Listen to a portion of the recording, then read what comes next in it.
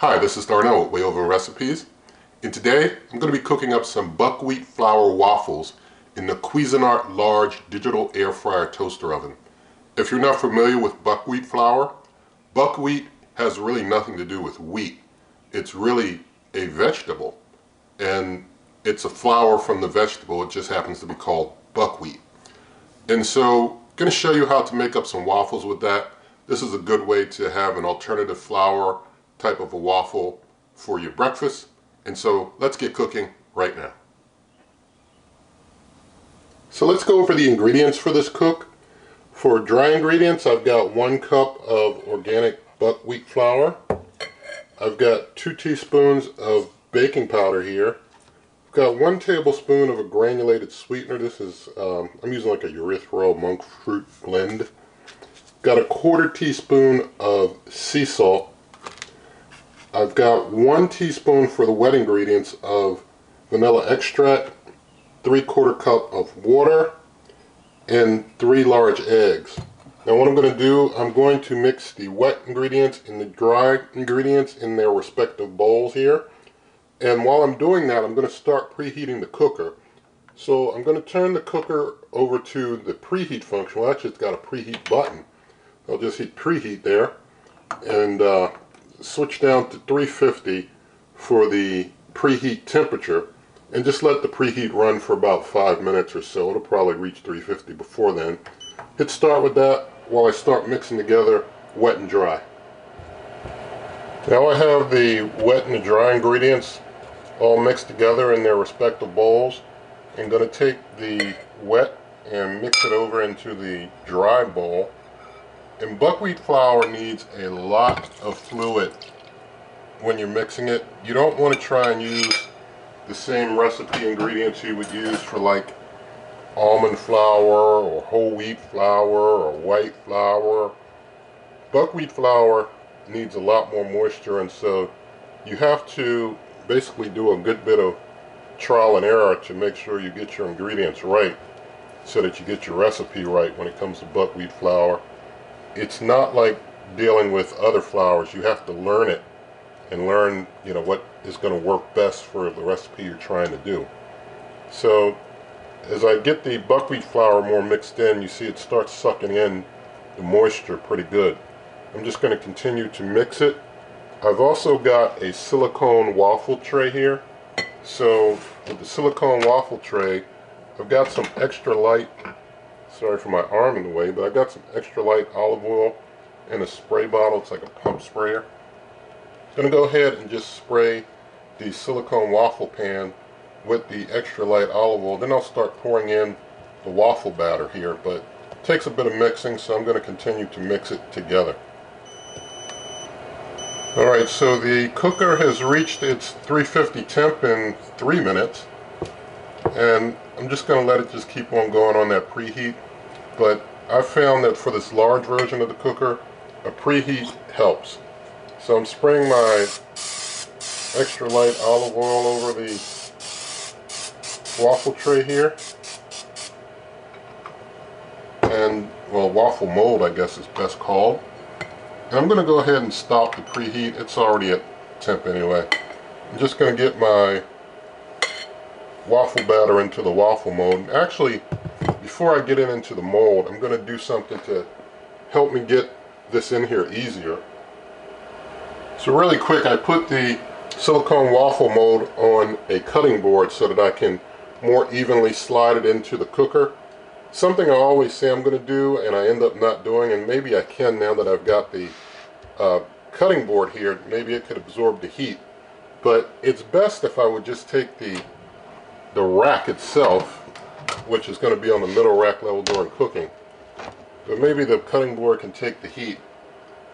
It's better just to have the rack out, and then you can just put the whole rack in there all at once, because this mold, as you're trying to get it in and configure it and stuff, your batter will be splattering and all that stuff, so it's easier this way. And I always say I'm going to take this rack out to do it, and I usually forget, as I did this time, but was able to get it before actually starting the actual cook this time. Sometimes I start putting the stuff in and I'm like, wow, I should have took it out.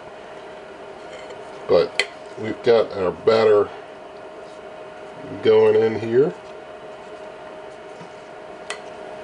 Alright, so I've got my waffle batter all on the waffle mold, and I'm going to try and one-hand it here to get the rack in. And this is way easier, like I said, than trying to put this thing in there if the rack was already in. So now that everything's in, I've already had things warmed up. I'm going to switch down to bake. Let's see, switch over to the bake function. So there's bake, 350 degrees Fahrenheit, so I just lock in on bake. And then for time, I'm going to take time down to 12 minutes. So 12 minutes, 350, and hit start. And I'm going to go ahead and let things heat up and keep an eye on things, and I'll bring you on back in a little bit.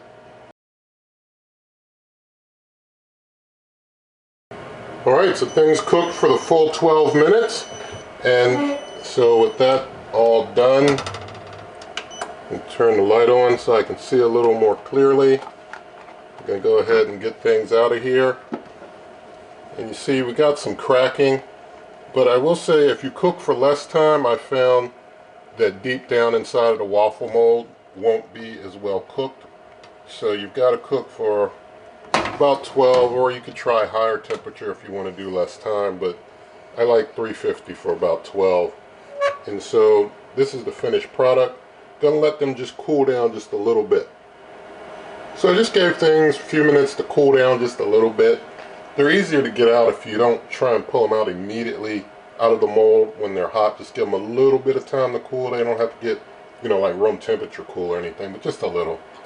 So off the cooling rack here, I'm going to take 2 and put on this plate for later, and 2 I'll put on this plate, and we'll do taste testing, and maybe I'll have breakfast. But you can take the mold, kind of fold it in half like so, and so you got 2 waffles there, nice and easy. And then just take them out of the mold there, and you got a couple more waffles. So this is our finished product. So let's go ahead and we'll do a taste test of these. So thank God for some buckwheat waffles. And I will mention, although I could put the syrup and all the fruit and all that stuff and make it look pretty, I like to taste test with just what was cooked so that you get my reaction of what was just cooked and how it tastes on its own. And you can dress it up as you prefer. I do have some water on standby here that I will very likely need, because buckwheat flour, like I said, it sucks in a lot of water. So even when you're eating buckwheat flour products, you need a little extra water. So just going to go ahead and just break this off right here with the fork. And we'll go ahead and we'll taste this. Let me just show you where I broke off, how it looks inside there.